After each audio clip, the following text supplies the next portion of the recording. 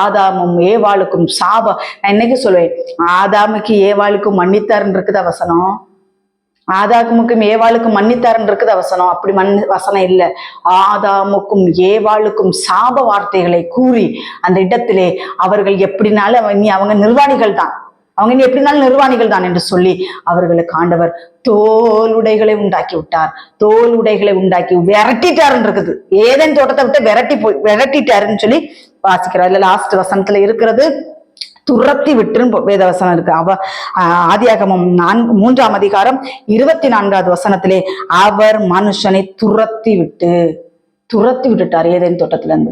இந்த நாட்கள் அநேகர் நினைக்கலாம். சில நேரங்களில் நான் கூட யோசிப்பேன், கர்த்தருடைய பிள்ளைகளே, வேதத்தை ஆராயும் போது, வேதத்தை படிக்கும் பொழுது ஆண்டவர் எவ்வளவு பரிசுத்தத்துக்கு தானே இம்பார்ட்டன் கொடுத்திருக்கிறார். விக்கிரக ஆராதனைகளுக்கு விலகி ஓடுங்கள், விக்கிரகங்களை சீப்போ என்று அருவருங்கள், பொருளாசை வேண்டாம், விக்கிரக ஆராதனை வேண்டாம், விபச்சாரம் வேண்டாம், வேசித்தனம் வேண்டாம், களவு வேண்டாம், பொய் வேண்டாம், எவ்வளவு காரியங்கள் இந்த வேத வசனத்தில் சொன்னாலும் இந்த நாட்களிலே கிறிஸ்தவ வட்டாரத்தில் பொய் தலை தூக்கி நிற்கிறது. அருவருப்புகள், காம விகாரங்கள் தலை தூக்கி நிற்கிறது.